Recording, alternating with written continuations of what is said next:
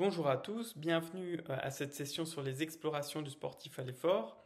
Pour ma part, je vais essayer de vous convaincre, mais je n'en doute pas, de l'utilité de l'épreuve d'effort, que cet examen n'est pas mort. Alors plusieurs questions. La première, c'est est-ce qu'il faut évaluer un sportif à l'effort? Je pense que la réponse va être vite apportée. Je pense que nous sommes tous convaincus qu'il faut les évaluer à l'effort et pas au repos uniquement. La deuxième question, c'est est-ce que l'épreuve d'effort simple est le meilleur examen? Ou peut-être qu'il faut-il la poser un peu différent, c'est est-ce vraiment utile de faire un examen plus complexe et plus coûteux qu'un test d'effort simple? Or, ma présentation est basée sur les dernières recommandations ESC 2020, mais aussi sur des cas cliniques et du bon sens. Alors certes, on peut tout faire en une fois. Donc on peut faire une échocardiographie d'effort couplée à la VO2 avec un ECG, et je pense qu'on aura beaucoup de réponses. Mais est-ce vraiment raisonnable? Est-ce vraiment toujours nécessaire? Alors, évidemment, pour des bilans de symptômes à l'effort, il faut évaluer votre patient à l'effort. Je pense que là, il n'y a aucun doute. L'intérêt du test d'effort, c'est qu'on peut utiliser beaucoup d'ergocycles, beaucoup de dispositifs différents. On peut faire courir le patient, on peut utiliser un beau vélo SRM, et donc on aura un test qui va être vraiment maximal, ce qui n'est pas forcément le cas lorsque votre patient il est installé de travers sur une table d'écho d'effort. Alors bien évidemment, sont arrivées les recommandations sur la coronaropathie qui vous disent qu'il faut faire une imagerie associée à votre test d'effort. Les recommandations de la Société de cardiologie du sport sont un petit peu plus nuancées, puisqu'ils vous indiquent d'une part, évidemment, qu'il ne faut pas rechercher l'ischémie à tout le monde, mais basé sur des facteurs de risque. Ça c'est pour la partie faut-il ou pas faire un test d'effort. Donc non, faut le cibler chez les patients à haut risque, chez les sportifs à haut risque. Et si vous avez besoin d'en faire un, il stipule bien qu'il faut faire un test d'effort maximal simple et qu'on peut combiner un test d'imagerie ou faire un coroscanner si vous avez un test d'effort équivoque, donc vous avez déjà fait un test d'effort simple, ou si il n'est pas interprétable. Donc l'épreuve d'effort garde toute sa place dans le dépistage de la coronaropathie du sujet sportif. En 2018, je reviens un petit peu en arrière, ils avaient là aussi bien posé le cadre sur la réalisation du test d'effort chez un athlète asymptomatique, toujours avec le même dogme, on ne le fait que si votre risque cardiovasculaire il est élevé. Et dans ce cas-là, on commence par un test simple. S'il est pathologique, on va à l'imagerie des coronaires. S'il est douteux, on complète les explorations par des examens plus sophistiqués. Et s'il est normal, on s'arrête là. Donc l'épreuve d'effort, elle garde une place dans l'évaluation de l'athlète, même asymptomatique. Si c'est anormal, on complète. Alors bien évidemment, il existe des limites du test d'effort pour la recherche d'une ischémie. S'il y a juste une petite plaque qui n'est pas sténosante, le test sera normal. Mais c'est pareil pour une épreuve d'effort avec VO2, c'est pareil pour une scintigraphie, c'est pareil pour une échographie d'effort, et c'est pareil pour une coronarographie. Donc ces limites sont communes. Alors il n'y a pas que l'ischémie dans la vie, on peut faire des tests d'effort pour des indications rythmologiques. Par exemple, là c'est un jeune qui a une préexcitation ventriculaire. Avec le test d'effort simple, vous êtes capable de voir qu'elle disparaît d'un battement sur l'autre et de dire que cette voie est bénigne. Pas besoin de faire une imagerie couplée. Il en est de même pour l'évaluation d'un syndrome du QT long ou bien pour un doute de QT allongé sur votre électrocardiogramme de repos. Voici un exemple. Le QT est à 485 chez une athlète féminine. Vous lui faites un test d'effort et à 4 minutes de récupération, vous regardez la dynamique du QT, vous regardez à 1 minute et à 4 minutes, et là vous voyez un allongement de ce QT corrigé à plus de 500 millisecondes, qui traduit bien qu'il y a une anomalie de ce QT. Vous en servirez également de ce test d'effort pour rechercher des arythmies à l'effort. Donc là encore, pas besoin d'imagerie, le test d'effort simple fait le travail demandé. Si vous avez un patient qui vient avec des palpitations à l'effort, s'il est sportif ou pas, vous aurez dans tous les cas envie de l'explorer à l'effort. Bien évidemment, vous ferez un bilan morphologique avant pour vous assurer qu'il n'y a pas de cardiopathie sous-jacente. Mais là encore, quand vous avez des arythmies ventriculaires sur le test d'effort, pas forcément besoin de plus d'examens complémentaires per effort. L'échographie d'effort sera difficile d'interprétation avec ce trouble du rythme ventriculaire et ne servira à rien chez ce patient qui présentait une tachycardie ventriculaire catécholergique avec une mutation dans RIR2. Donc le test d'effort, il est diagnostique. Évidemment qu'il faudra réaliser des examens d'imagerie pour vérifier l'absence de cardiopathie sous-jacente, mais le test d'effort simple permet de vous aider dans la démarche diagnostique et permettra ensuite secondairement de vérifier l'efficacité du traitement bêta-bloquant. Un autre cas, un sportif qui a une baisse de performance à l'effort. J'admets que vous allez faire une échographie pour voir s'il n'y a pas d'anomalie, à discuter si vous la faites avant ou si vous commencez déjà par vérifier la baisse de performance sur le test d'effort. Dans tous les cas, cet athlète avait une échographie somme toute relativement normale. Quand vous le faites pédaler, déjà des petites ESV, puis vous poussez un petit peu pour voir un petit peu ce qui se passe, et vous n'êtes pas déçu de cette arythmie que vous retrouvez. Et ce patient-là avait une cardiopathie morphologique, mais qui ne s'exprimait pas encore, puisqu'il était atteint d'une dysplasie arythmogène du ventricule droit familiale, avec un bilan morphologique bien conduit qui n'avait pas retrouvé d'anomalie. On avait juste les arythmies comme expression phénotypique. Alors on va vous parler tout à l'heure des objets connectés et des holters. Vous admettrez que vous êtes plus rassuré de lui avoir fait un test d'effort avant, de pouvoir le surveiller, intervenir si besoin, mais que le test d'effort, là encore, vous donne beaucoup d'éléments de réponse. Donc conclusion, le test d'effort simple est toujours utile, il n'est pas mort, il y a de nombreuses indications pour cet examen, des symptômes à l'effort, la recherche de coronaropathie, mais pas que, c'est pas l'unique but d'un test d'effort, faut pas l'oublier. Les indications rythmologiques sont très intéressantes et sont souvent nécessite souvent la réalisation d'un test d'effort. Ne pas oublier que le test d'effort doit être maximal et c'est peut-être l'un des gros avantages du test d'effort simple, que vous pouvez utiliser des ergocycles, des tapis roulants, des outils adaptés pour pouvoir assurer ce test maximal. Alors je ne veux pas être de mauvaise foi, évidemment que vous pouvez lui mettre un masque de VO2 en même temps. Dans tous les cas, il ne faudra pas hésiter à compléter par d'autres évaluations pour lesquelles je laisse la parole à mes collègues. Bonjour. Je tiens d'abord à remercier les organisateurs du congrès Cœur et Sport 2021 pour leur invitation.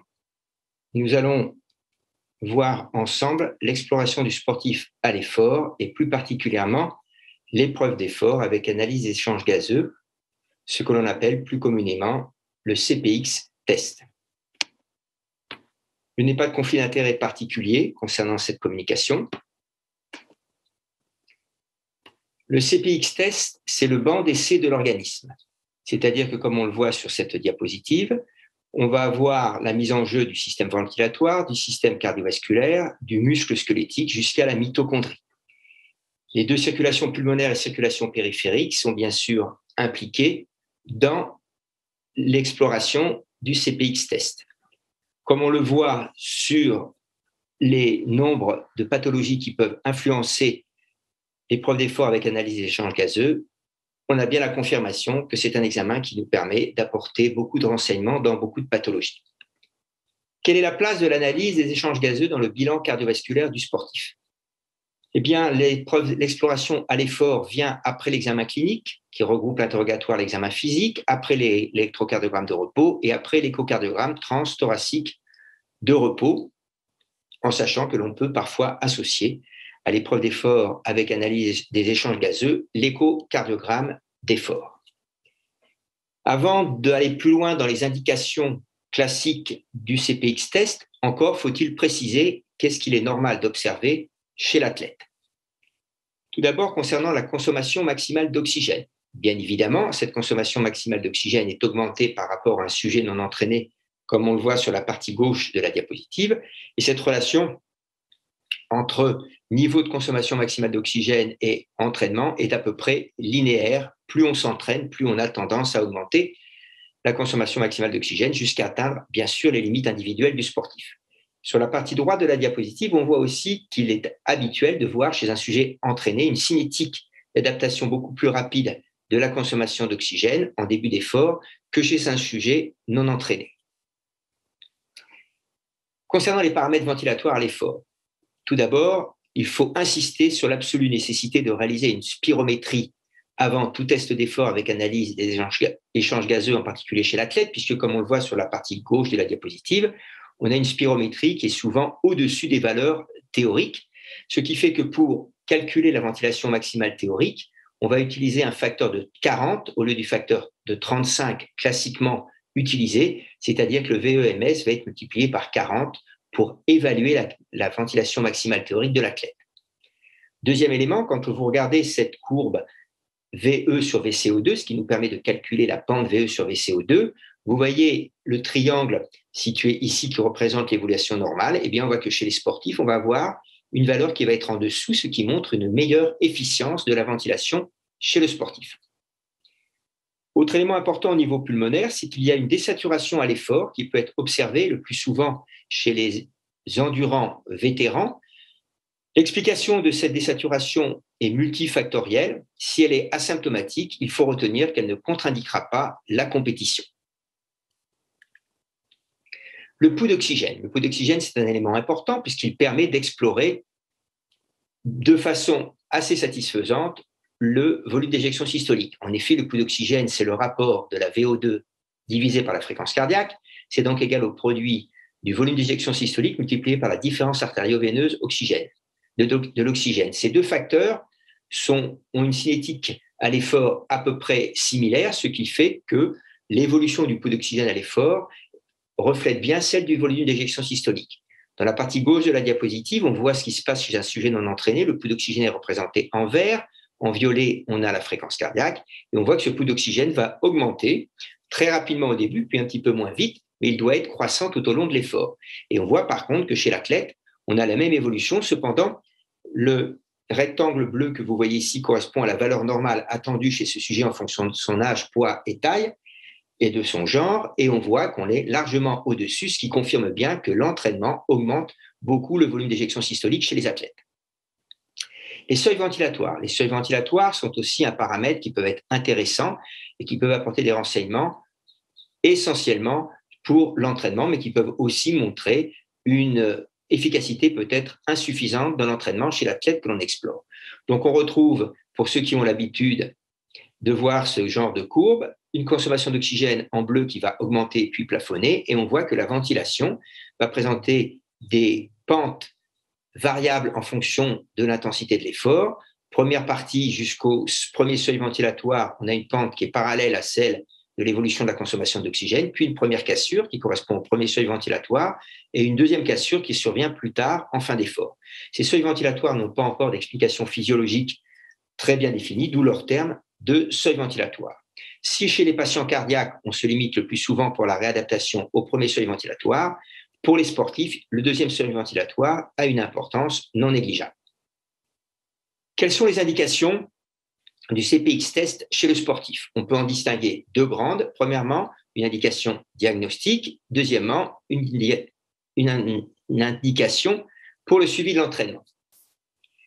En fait, au niveau diagnostique, le CPX test est intéressant pour le bilan d'une cardiopathie chez un sportif. Il est même indispensable. Ceci va nous permettre de préciser la qualité des réponses cardiovasculaires, mais aussi de vérifier que la consommation maximale d'oxygène observée chez ce sportif cardiaque atteint une valeur adaptée au sport souhaité. En effet, si la consommation maximale d'oxygène est trop basse, il va falloir déconseiller la poursuite de ce sport aux sportifs.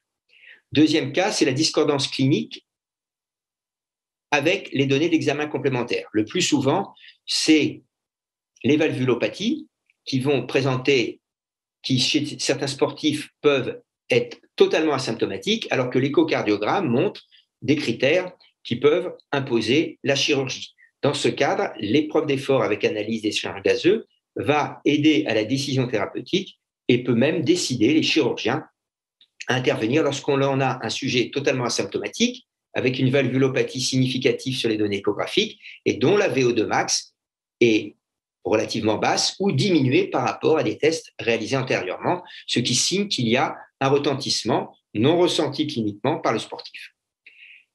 Troisième cas, c'est la symptomatologie à l'effort. Toute symptomatologie à l'effort doit être explorée à l'effort.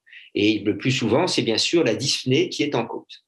Il peut aussi être nécessaire, en cas de baisse de performance inexpliquée chez un athlète, de réaliser un CPX test qui pourra nous aider dans le cadre du diagnostic.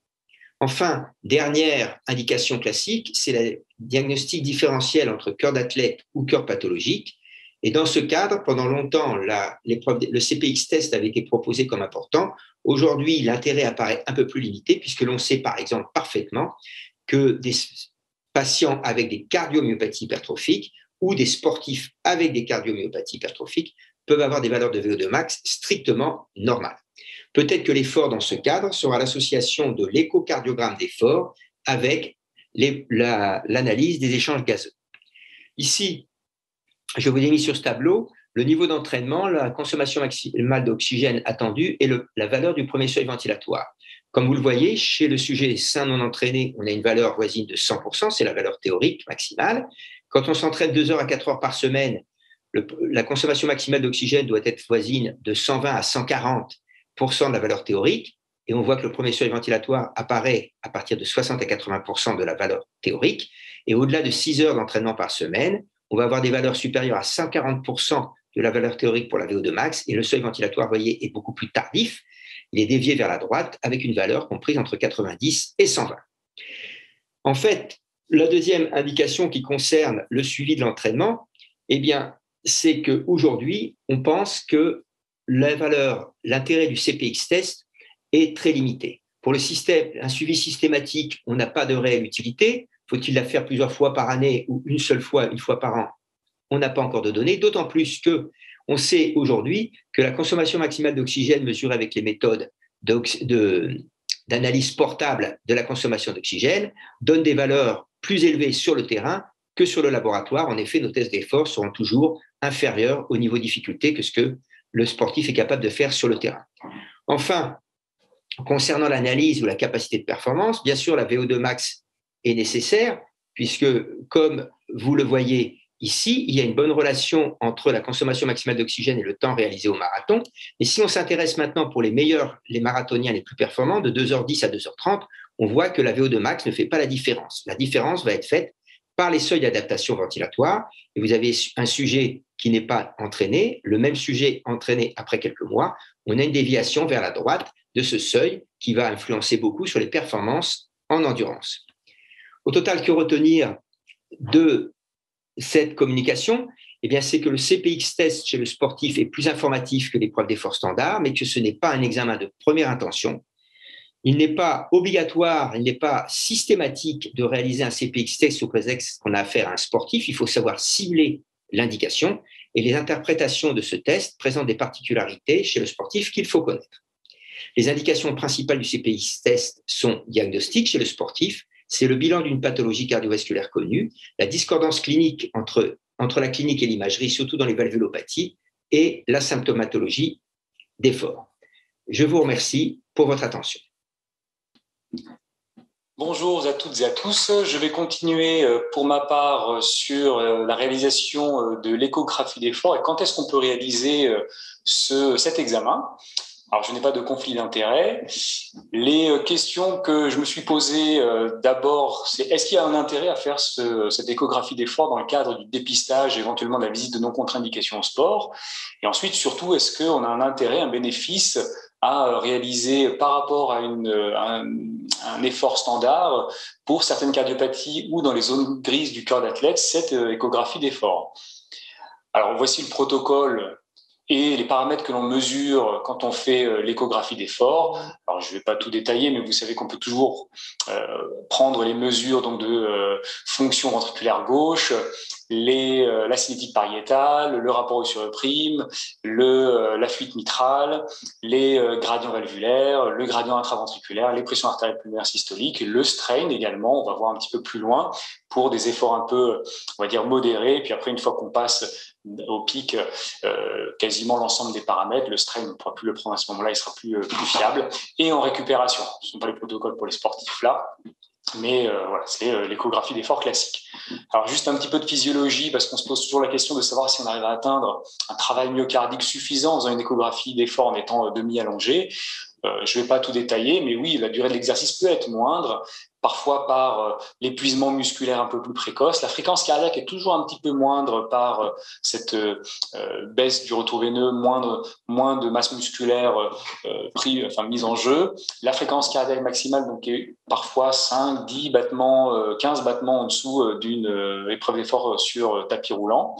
Et en fait, on va avoir un volume télédiastolique du ventricule gauche qui va être plus élevé, une tension artérielle qui va être plus élevée, avec un stress pariétal de ce fait plus élevé. Et la combinaison de tout cela va augmenter la demande d'oxygène du myocarde et des pressions de remplissage par rapport finalement à un test en position verticale. Et le travail myocardique va être au moins égal.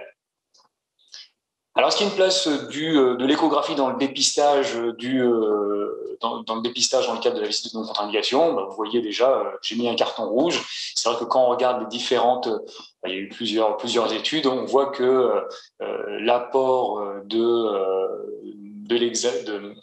du test d'effort est quand même assez loin dans le cadre de la visite de non-contre-indication par rapport à l'électrocardiogramme ou l'échographie cardiaque.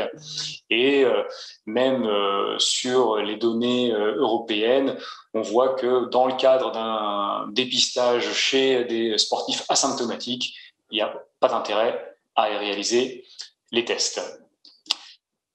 Alors, la place de l'échographie d'effort, on va regarder un petit peu, alors justement, peut-être dans les suites d'une anomalie lors de la visite, dans le cadre du dépistage de l'ischémie myocardique et la coronaropathie, dans certaines zones grises.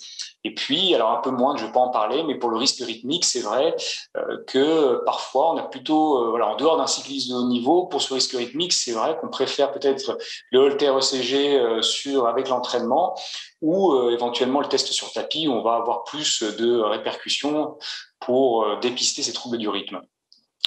Alors, je ne veux pas être exhaustif, mais en gros, voilà, dans les dernières recommandations, donc là en 2018, dans le cadre d'un symptôme chez un athlète, on peut considérer en seconde intention l'échographie d'effort après les examens standards. Dans le cadre des anomalies électriques, voilà, les sous-décalage du segment ST, les ondes Q, les anomalies de repolarisation lors d'un premier test d'effort sans imagerie couplée. Dans le cadre de la coronaropathie, alors vous savez que la coronaropathie reste la cause et l'étiologie principale des morts subites chez les sportifs, notamment après l'âge de 35 ans sur l'ensemble des études. Et quand on regarde un petit peu l'algorithme dans le cadre du risque de coronaropathie, voilà, quand on est à faible risque, on part directement sur l'absence de contre-indication. Et quand on est à haut risque, c'est d'abord le test, comme on a vu, standard. Et puis, voilà, si on est limite, on peut aller faire une échographie d'effort pour lever le doute. Dans les toutes dernières recommandations en 2020, c'est un petit peu la même chose. Donc, vous voyez, on évalue le risque cardiaque. Si on est à haut risque ou à très haut risque, là, on peut se poser la question de réaliser dans le cadre de la haute intensité du sport, réaliser un examen d'effort à l'imagerie, dont l'échographie d'effort reste quand même le fer de lance. C'est vrai qu'on a plusieurs examens à notre disposition, mais le plus facile et le plus usuel reste l'échographie d'effort, et c'est celui-ci qu'il faut privilégier pour si on veut coupler l'imagerie au test d'effort. Alors là où ça devient un petit peu intéressant, c'est plutôt dans les fameuses zones grises que l'on connaît bien, que ce soit dans la dysplasie rythmogène du ventricule droit, les cardiomyopathies hypertrophiques, les cardiopathies dilatées. Alors je ne vais pas tout détailler parce qu'il faut se référer aux pathologies chez monsieur et madame tout le monde, mais dans le cadre du sport, c'est vrai qu'on a quelques petits éléments que l'on peut utiliser. Alors, On va commencer par la cardiomyopathie dilatée, où classiquement, vous connaissez bien ça. On a un sportif de haut niveau qui arrive, voilà, qui a un volume de ventricule gauche un petit peu élevé, une fraction d'éjection limite. On va faire le test d'effort en échographie pour regarder s'il répond bien sur les paramètres du ventricule gauche. Et c'est vrai que d'emblée, dès qu'ils font 2-3 coups de pédale, on voit la cinétique, l'inotropisme s'améliorer, même parfois sans franche augmentation de la fréquence cardiaque au début. On voit la normalisation tout de suite des différents éléments. Et une étude bien plus récente là, qui nous donne un algorithme qui est, je trouve, assez utile pour différencier le cœur d'athlète physiologique de la cardiomyopathie dilatée. On va aller regarder les paramètres classiques, le NT-proBNP, l'électrocardiogramme, le Holter, mais on voit ici que l'échographie d'effort a sa place avec ce petit élément qui est un petit peu l'équivalent de ce qu'on vient de dire. Il faut, dans le cadre du caractère physiologique, augmenter sa fraction d'éjection d'au moins 11% et dépasser 63-65% de fraction d'éjection pour considérer qu'il s'agit d'un cœur d'athlète physiologique. Et on a une très bonne sensibilité, une très bonne spécificité de ces paramètres. Pour ce qui est de la dysplasie rythmogène du ventricule droit, c'est vrai que l'analyse maintenant des paramètres à l'effort du ventricule droit, on le voit en poupe, donc on a pas mal d'études qui sortent. J'ai choisi celle-ci pour vous donner un petit peu, il y a plusieurs petits paramètres qu'on peut utiliser. Alors c'est vrai qu'au repos, parfois, on ne fait pas trop le distinguo, mais dès qu'on fait un effort juste modéré, on peut, sur certains paramètres, avoir des éléments d'orientation sur la fraction de raccourcissement de la surface du ventricule droit, mais aussi sur l'étude maintenant du strain longitudinal du ventricule droit ou du strain rate. Pour ce qui est de la CMH, on connaît tous les différents paramètres qu'on peut utiliser, éventuellement rechercher un gradient intraventriculaire au niveau d'un pilier, au niveau de la chambre de chasse à l'effort, mais j'ai plutôt regardé là sur une donnée un petit peu plus récente. On voit que le strain longitudinal ventriculaire droit est plus bas aussi dans les CMH, l'onde S en DTI également, et à l'effort, bien que le TAPS et l'onde S ne se modifient pas entre la CMH et le sportif, on a une augmentation nettement plus faible du strain longitudinal global du ventricule droit lors de l'effort. Un intérêt franc et réel de l'échographie d'effort chez les cardiaques, sportifs éventuels, sur les sportifs, c'est vraiment le sportif asymptomatique qui a une valvulopathie. Et on est soit modéré à la limite de la sévérité ou sévère et asymptomatique, et on veut vraiment pouvoir orienter notre prise en charge sur la stratification et l'intérêt d'aller plus loin, notamment sur l'indication de remplacement valvulaire. Et on a sur cette diapositive, je ne vais pas tout détailler, mais selon les différentes valvulopathies, les paramètres, les variations qu'on attend. Alors, est-ce qu'il y a des nouveautés sur l'échographie à l'effort? On a cette étude sur des footballeurs de haut niveau des jeunes qui ont permis d'avoir des données et des éléments fixes sur le strain. Alors, ce qui était intéressant, c'est qu'ils ont couplé l'échographie d'effort à la VO2. Il y a certaines équipes qui commencent à faire ça, notamment chez Frédéric Schnell. Et on a donc ce strain qui a été étudié, et il y a un paramètre intéressant, mais plus sur la physiologie, et qui pourrait être peut-être par la suite amené sur les différences dans le cadre d'une différence entre un cœur d'athlète et un cœur pathologique. On voit que le strain ventriculaire gauche longitudinal et radial s'améliore à chaque palier de l'effort. Ça, c'est très intéressant. Et l'élément qui est intéressant, c'est qu'ils ont rapporté ce qu'ils appellent la réserve myocardique. Donc, ils ont rapporté le strain à l'effort en rapport avec le strain de repos. Et on voit qu'au début de l'effort, le strain ventriculaire gauche longitudinal stagne dès le début de l'effort. Et c'est surtout le strain radial qui va être le mécanisme essentiel de la contraction ventriculaire gauche à l'effort. Et les petits éléments complémentaires, on a dans le cadre de ce strain ventriculaire gauche radial une corrélation linéaire pendant l'effort avec la fréquence cardiaque, la consommation d'oxygène et le pouls d'oxygène. Et dernier petit élément, dernier élément que l'on retrouve aussi dans les études un peu plus récentes, c'est l'intérêt sur la conduite à tenir thérapeutique, comme je vous le disais tout à l'heure pour le valvulaire, mais aussi dans le cadre des autres pathologies cardiaques. Alors là, c'est pas spécifiquement que des sportifs, ce sont des adolescents qui ont pu bénéficier d'une échographie d'effort dans le cadre d'une pathologie ou dans le cadre de symptômes à l'exercice. Et on remarque que l'échographie d'effort, qu'elle soit normale ou anormale, va permettre dans un certain nombre de cas de modifier la prise en charge, soit pour autoriser l'activité, soit pour la restreindre, soit pour engendrer une thérapeutique, notamment une prise en charge chirurgicale, notamment donc chez les valvulaires. Donc finalement, est-ce qu'il y a un intérêt de l'échographie d'effort dans le dépistage ? Non, très peu. Dans le cadre de la visite non contre-indication, on est très très loin dans l'algorithme. Est-ce qu'en prévention, quand on a des symptômes moins haut risque cardiaque, il y a un intérêt ? Oui, pour dépister l'ischémie chez un coronarien notamment. Dans l'évaluation des cardiopathies, bien évidemment, on a un intérêt qui peut être très important, notamment dans les valvulopathies, pour mesurer les gradients, mesurer la fuite à l'effort, le retentissement droit avec les pressions artérielles pulmonaires, les changements hémodynamiques. Et dans quelque chose de pratique qu'on peut utiliser vraiment au quotidien pour les gens qui en voient un peu moins, qui ont moins l'habitude, un athlète, un sportif de haut niveau qui a un ventricule gauche un peu dilaté, avec un ventricule gauche que l'on trouve un peu mou au repos avec une fraction d'éjection à 45%, ne pas hésiter à lui faire un effort et l'ensemble des paramètres se normalisent rapidement et on est rassuré. Voilà, je vous remercie de votre attention et nous nous retrouvons après pour les questions. Bonjour à tous, je m'appelle Alexandre Duparc, je vais vous parler de l'utilisation des haltères d'effort et des objets connectés dans l'exploration du sportif à l'effort. J'ai pas de conflit d'intérêt. Alors il s'agit d'un sujet d'actualité puisque vous avez un position paper de plusieurs sociétés savantes qui date d'il y a quelques jours, 2021, pour l'utilisation de ces objets connectés dans le management des arythmies atriales. Donc, je vous invite à jeter un coup d'œil.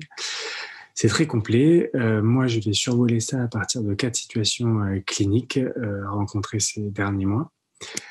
La première concerne un cycliste de 43 ans qui fait du vélo bon niveau, 10 à 20 heures par semaine. Il n'est pas pro. Il a la particularité en 2020 d'avoir fait dans son coin un syndrome pseudo-grippal sans en parler à personne et surtout sans arrêter le sport.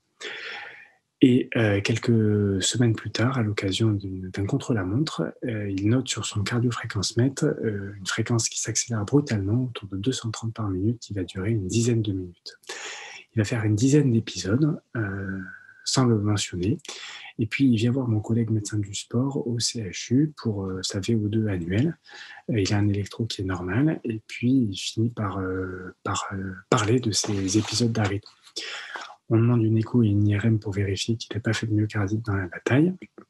On se dit qu'il y a quand même du boulot pour faire respecter les directs d'or du club des cardios du sport chez les sportifs. Et puis je le vois en consultation et il m'amène sa courbe de cardio-fréquence-mètre de montre connectée. Vous avez en haut le dénivelé de sa sortie, il a fait une quarantaine de kilomètres. Vous avez ensuite la vitesse instantanée, la puissance instantanée et la courbe de fréquence cardiaque. Et donc sur cette sortie, il a fait 3 épisodes d'accélération brutale de sa fréquence cardiaque autour de 200 puis 230 par minute. Avec arrêt brutal également. Je l'ai exploré, il s'agissait de réentrée intranodale que j'ai pu lui enlever par ablation. Vous notez au passage qu'on dit classiquement que ces tachycardies fonctionnelles sont parfaitement régulières au cours du temps. Et en fait, ce n'est pas vrai à l'effort. Vous pouvez avoir des variations en fonction de l'intensité de l'effort. Le deuxième patient, il a également 43 ans, il fait plein de sports et tout à fond. Il a du mal à se réfréner. Il a eu 2 ablations de réentrée intranodale en 1999 et en 2005, et moi je le vois en 2016, il en faisait toujours, j'ai pu lui enlever. Il faisait également de la fibrillation auriculaire qui avait été déclenchée pendant l'exploration. Et il vient me revoir parce qu'il a des symptômes qui sont un peu différents. C'est des palpitations qui sont de plus courte durée qu'auparavant et qui surviennent exclusivement lors d'efforts très intenses. Ces courbes de cardiofréquence-mètre ne révèlent aucune anomalie. Il n'y a pas les cassures qu'on a vues avec le patient précédent. Il a un bilan morphologique et une VE de max qui sont de bonne qualité. Et puis, je lui propose un haltère en situation. Et vous voyez donc sur ce tracé, il est en train de faire du vélo, il est autour de 170 par minute. Vous allez avoir une première extrasystole auriculaire et puis sur la flèche bleue, le démarrage d'une tachycardie sans saut de conduction qui va durer quelques secondes, s'arrêter brutalement. Il continue à faire évidemment son effort, donc la cassure n'est pas évidente. Toujours quelques extrasystoles atriales et en fait il s'agissait de tachycardie veineuse venant des veines pulmonaires qu'on a décidé de ne pas lui enlever. Le troisième patient est plus âgé, à 57 ans, il fait de l'ultra-trail, il a des antécédents coronariens assez sévères et il se plaint de douleurs thoraciques en début d'effort qui vont céder. Ensuite, il peut courir des dizaines et des dizaines de kilomètres sans qu'il y ait de problème. Il a bénéficié d'un test à l'effort, puis d'une échographie d'effort qui ne retrouvait pas d'ischémie, mais en raison d'extrasystole mise en évidence par mon collègue, il me l'envoie avec un haltère ECG pour dépister de l'AFH, qui est classiquement fréquente chez ces patients ultra-endurants. Et alors l'infirmière qui reçoit le haltère vient me voir parce qu'il ne fait pas du tout de FA, et en revanche, quand il décrit ses douleurs dans la poitrine, en tout début d'effort, il fait ça. Donc vous avez d'une part une hyperexstabilité ventriculaire et d'autre part un segment ST qui va se sus-décaler et au fur et à mesure que l'effort continue, les arythmies vont se complexifier, le sus-décalage s'intensifier, là il va arrêter de faire son effort. Et il faut noter qu'il palpite absolument pas, il ne syncope pas, juste une oppression thoracique. Et il me dit que c'est la même que celle qui fait que quand il part faire du trail dans la campagne. Donc on a prouvé par un test au méthargin et une choro que c'était un spasme. Il a été évidemment traité. Le quatrième et le cinquième patient, ils sont un peu plus âgés. Le quatrième, il a 67 ans, c'est un ancien cycliste semi-pro qui se plaint de palpitations qui surviennent immédiatement après les sorties. Quand il range son vélo dans le garage, bam, ça part, le cœur n'est pas normal.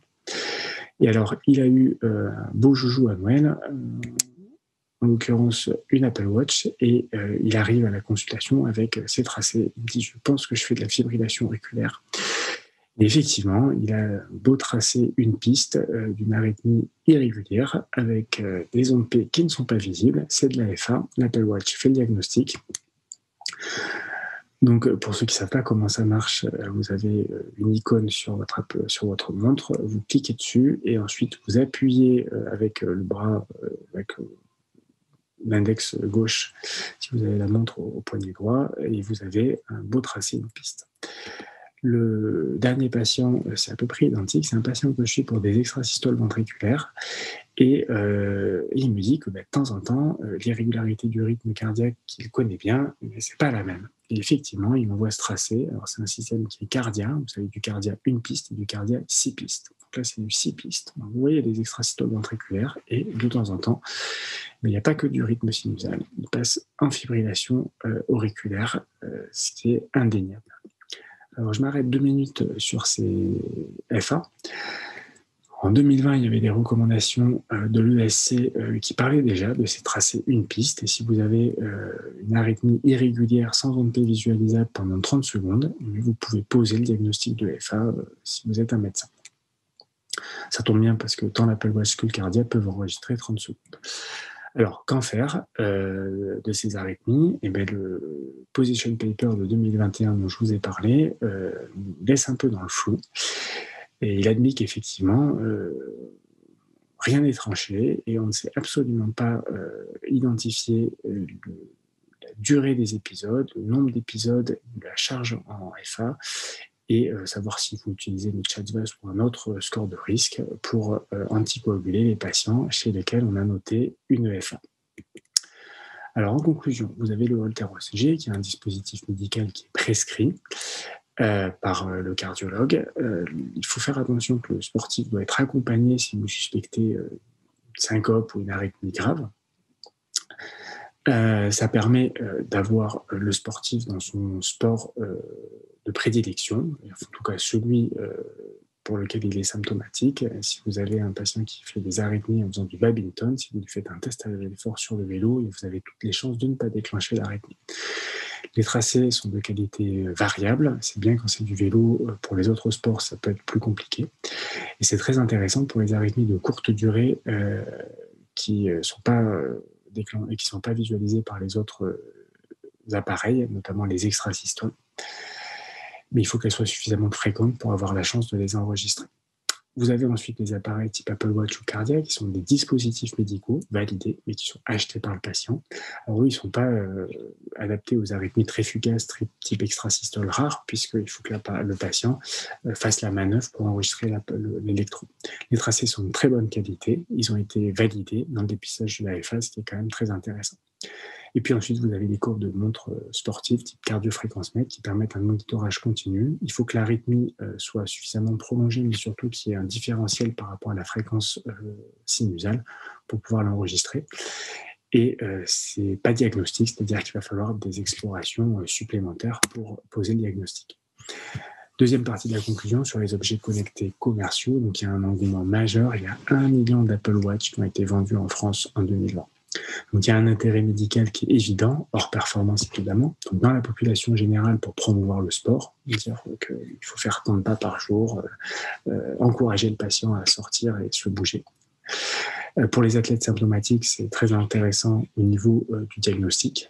Il faut faire attention parce qu'on n'est pas en situation de surveillance médicale. C'est très intéressant pour les patients avec cardiopathie pour surveiller, encadrer et sécuriser la pratique sportive. Il y a des questions. Les conséquences thérapeutiques, par exemple, pour le dépistage de l'AFA. La confidentialité des données. Maintenant, Apple ou Cardia savent que certains patients font de l'AFA. Il faut que ce soit confidentiel. Et puis, c'est des appareils qui sont non remboursés. Donc, ça fait clairement une médecine à deux vitesses pour ceux qui sont capables de mettre 600 € dans une montre ou 100 € dans une application. Et puis, pour les autres, pour lesquels on fait juste des haltères et des tests à l'effort. Je vous remercie pour votre attention. Bien, mais je disais qu'on vous remercie évidemment pour ces exposés qui sont toujours riches d'informations et surtout, moi ce qui me plaît, c'est que ce sont des choses de terrain. On sent que vous êtes tous des gens qui sont au bord des pistes et c'est quand même ça le plus important dans notre pratique de garde du sport. J'ai pas beaucoup de questions en fait posées par les gens qui nous écoutent. Il y en a une sur les critères de maximalité, que ça soit sur le test d'effort simple ou sur le test d'effort VO2. Donc, je pense que ça peut s'adresser à François, comme Anima, comme vous voulez. Ou moi, je pourrais répondre pour la VO2. Donc, le test d'effort le plus classique, c'est l'obtention d'un plateau de VO2 qu'on observe plus souvent que chez les insuffisants cardiaques, voire même que les sujets non entraînés, tout simplement parce que le sportif est capable de maintenir des paliers très élevé et même quand il est dans la situation la plus dure d'y rester, c'est là qu'on a le plateau. Donc c'est le gold standard de l'épreuve d'effort maximale avec autrement l'autre possibilité, c'est l'épuisement, hein, le sportif qui s'arrête parce qu'il n'en peut plus, je pense que l'effort il est maximal, quoi qu'on dise. Et puis il faut savoir qu'en fait, alors pour les sportifs c'est pas tout à fait vrai, mais c'est comme chez les patients, quand vous avez déjà dépassé le 2e seuil ventilatoire, vous êtes quand même pas loin du maximum, en particulier pour les gens qui sont entraînés, et donc c'est déjà bien. Hein. Donc en fin de compte, plateau de VO2, l'effort maximal, on peut prendre si on veut aussi un quotient respiratoire supérieur à 1,1. Ouais. Les sportifs c'est un petit peu plus haut, souvent 1,2 que l'on peut observer. Ok. Une deuxième question dans l'assistance, après je vous en pose une ou deux à moi. Posée sur l'exploration du sportif à mobilité réduite, la personne demande que le cadre n'étant pas standardisé, est-ce qu'il n'est pas préférable d'utiliser les tests de terrain ou les appareils connectés? Donc ça, je pense que c'est pour notre 4e intervenant, Alex. Est-ce que cette question l'inspire ou pas? Ça n'a pas l'air. Vous m'entendez? Oui, toi on t'entend. C'est Alex qui a du mal à nous entendre. Là. Ah. Donc en fait, c'est sa question. Est-ce que vous préférez les tests de terrain à partir du moment où le système n'est pas adapté à la mobilité réduite d'un sujet? Je ne sais pas, nous personnellement, on fait des travaux avec les bras également. Enfin, on arrive presque toujours à réaliser un effort. Mais je ne sais pas, quelle est votre réponse? Il y a une autre façon de faire. Nous, on a la possibilité, en fait, ce n'est pas nous, les sportifs viennent avec des home trainers. Oui, bien sûr. Je pense aux gens en fauteuil roulant. Ouais. Avec leur matériel et on les teste sur le matériel. Il suffit d'avoir un appareil de VO2 simplement.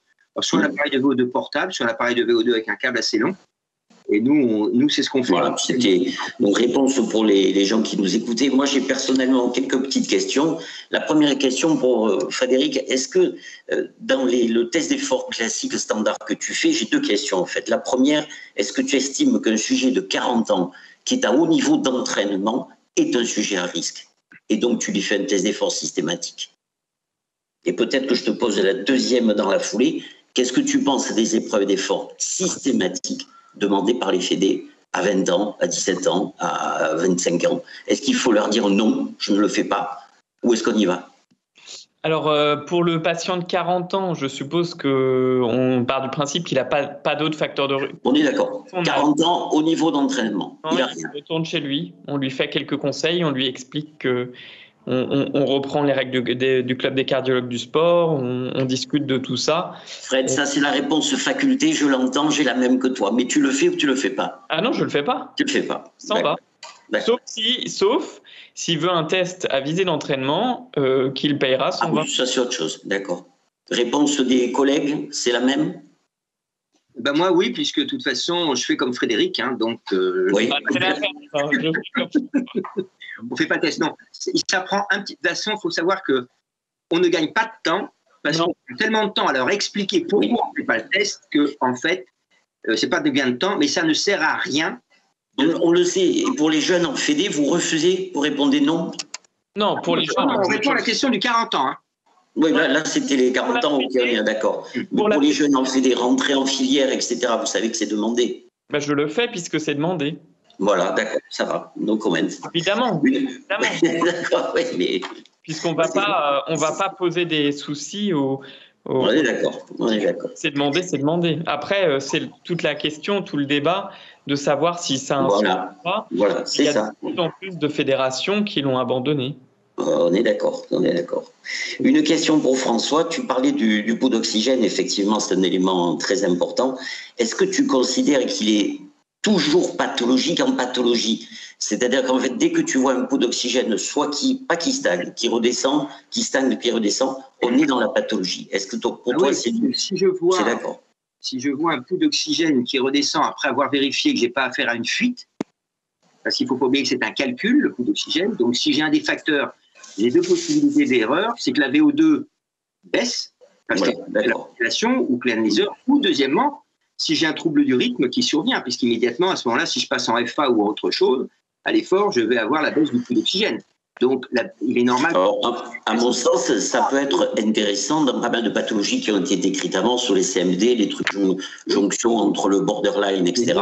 Et effectivement, on ne peut pas admettre, vous êtes d'accord, je pense, qu'un sportif ait un pouls d'oxygène qui stagne ou qui baisse. Qui stagne à la rigueur peut-être, mais qui baisse. De toute façon, un pouls d'oxygène qui baisse, a priori, il y a deux solutions. Soit il y a une fuite mitrale qui apparaît, donc une partie du sang qui est renvoyée dans l'oreillette gauche. Donc à ce moment-là, vous avez une baisse du volume d'éjection systolique, soit une ischémie. Et nous, on a pris un cas où l'ECG est strictement normal et il n'y a que le pouls d'oxygène qui baisse et il y a des lésions coronaires. On est d'accord.